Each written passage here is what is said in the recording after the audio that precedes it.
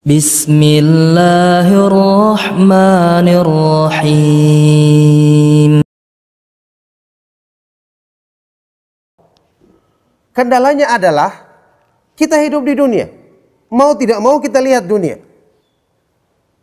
Kita akan bermuamalah dengan harta. Kita kadang-kadang mendapatkan kedudukan. Ya, setiap hari kita melihat godaan dunia.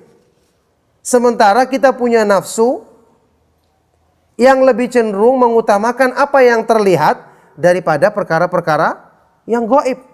Kenikmatan surga kan gaib. Balasan di sisi Allah tidak nampak. Sementara nafsu, ya, kata Rasulullah sallallahu Allah Subhanahu wa taala berfirman mensifatinya dalam Al-Qur'an, "Innan nafsa la'ammaratun bisu." Sesungguhnya nafsu manusia selalu memerintahkan kepada keburukan. Di antaranya adalah cinta kepada dunia yang terlihat. Nah, ini kendala yang terjadi. Makanya saya katakan tadi, Allah Subhanahu wa taala ketika melimpahkan kepada hamba-hambanya urusan-urusan dunia, tentu kita tidak bisa menolaknya. Tidak bisa kita mengharamkan yang dihalalkan oleh Allah Subhanahu wa taala. Tidak juga dengan pemahaman ini kemudian lantas harta kita buang atau kita bakar. Keliru. Dilarang dalam Al-Quran. Tabdzir, ya, mubadzir. Al-Quran dengan petunjuknya yang sempurna mengajarkan kepada kita bagaimana mensikapi harta, mensikapi urusan-urusan dunia agar tidak dilalaikan kita dari mengingat Allah Subhanahu wa taala. Makanya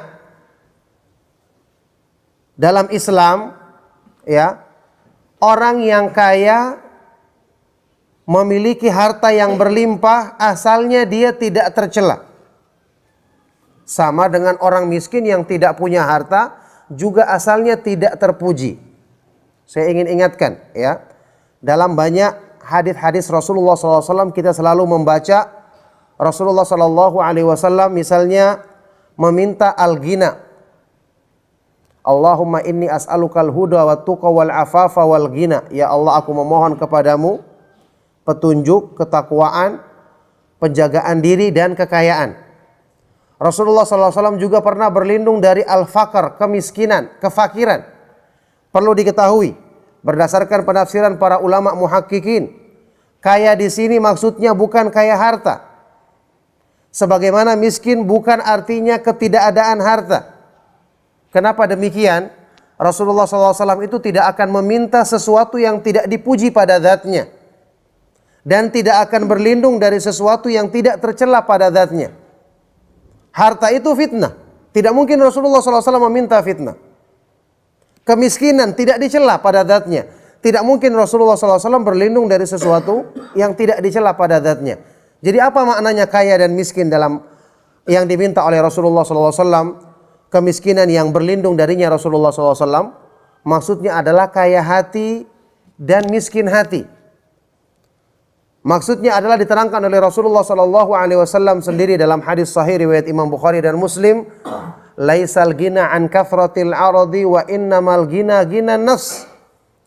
Bukanlah kekayaan itu adalah dengan banyaknya harta benda, tetapi kekayaan itu adalah ghinan nafs, kecukupan dalam hati, yakni merasa cukup dengan pemberian Allah. Ketika diberikan banyak dia bersyukur, ketika diberikan sedikit dia bersabar dan tetap bersangka baik kepada Allah Subhanahu wa taala.